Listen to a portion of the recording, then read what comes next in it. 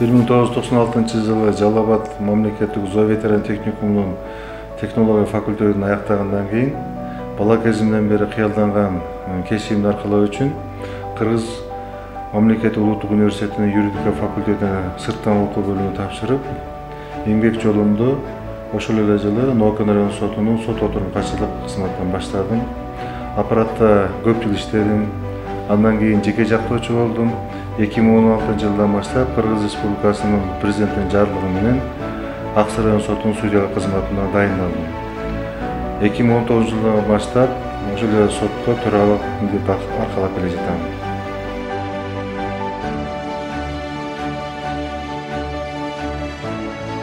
Аксы район сотунда судьялар 3 курамда жалпы 20 кызматкер эмгектенет. Аксы район сотунун өндүрүшүндө бардык иштер автоматташтырылып маалымат системасы аркылуу судьяларга бөлүштүрүлөт.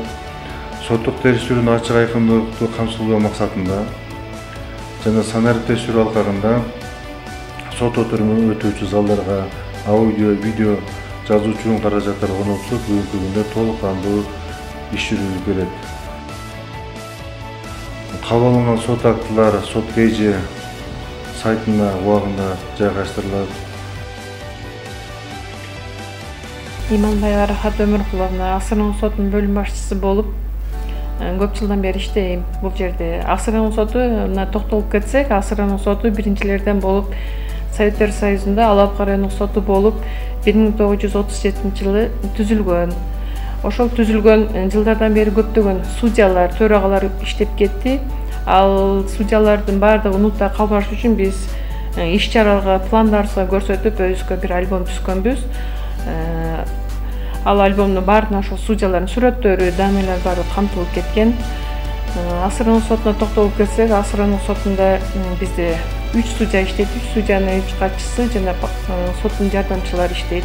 Ошондой эле бизде IT-консультант, мен бөлүм башчы, биздин ага катчыбыз жана иш алып баруучу архиваристтер иштейт. Баардыгы көп жылдан бери иштешет, көп жылдык үзүлүү эмгектери бар.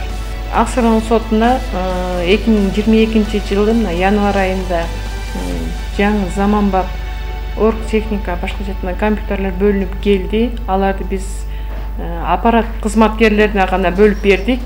Аппарат кызматкерлери азыркы убакта баардыгы орнотушуп иштеп жатышат.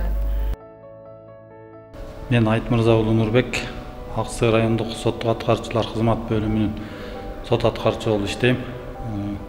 Биздин бөлүм Аксы райондук соту менен биргеликте чечимдердин аткарылышын жогорулатуу максатында Аксы районундагы мекеме, уюмдар, калктар менен жолугушууларды өткөрүп, ар дайым аларга түшүндүрүү иштерин жүргүзүлүп турат.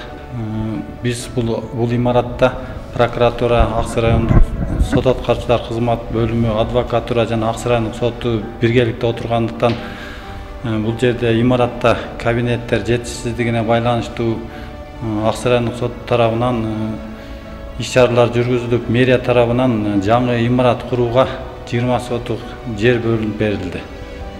Судьянын милдети адилеттүү соттук териштирүү жүргүзүү жана жаза мыйзамдарын туура колдонуу. Анткени ар бир процесстик иштин артында адам тагдыры турат. Отурумуздардан туруңуздар, сот келе атат.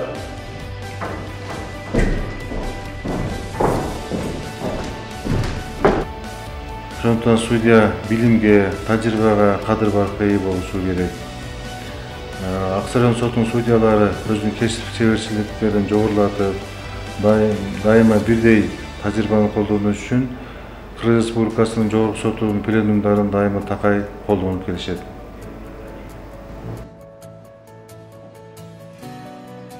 Аксы райондук сотунда биздин эмгек жамаат бул кесиптик милдеттен сырткары коомдук иштер менен алектенебиз, ишемдиктерди уюштуруп, имараттын айлана чөйрөсүнө кам көрүп келебиз. 2021-жылы Кыргыз Республикасынын жогорку сотунун тарабынан уюштурулган Жашыл сот аттуу конкурстун алкагында жашылдандыруу, көктөмдүү иштери боюнча көптөгөн жумуштар жасадык. Мындан сырткары Аксы районунда улуу атамекендик согуштун катышуучуларына жана мүмкүнчүлүгү чектелген жарандарга материалдык жактан жардам көрсөтүп турабыз. Аксы жергесинде жаратылыш кырсынан бир топ жарандарыбыз жабыркашты. Мына ушул жагдайды көз жазында калтырбай, Жогорку соттун төрайымы Нургул Жакыповна жеринен келип жабыр тарткан үй бүлөлөргө материалдык жардам көрсөттү.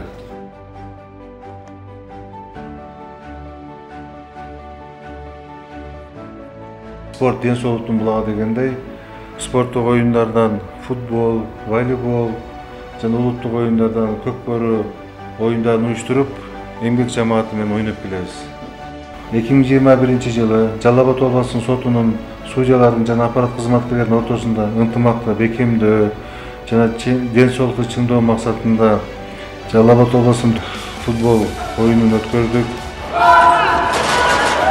Ар бир жамааттык бийлик бул ынтымактын белгиси дегендей, жасалган баардык иштердин баары биздин жалпы эмгек жамаатынын ынтымагы деп билемин.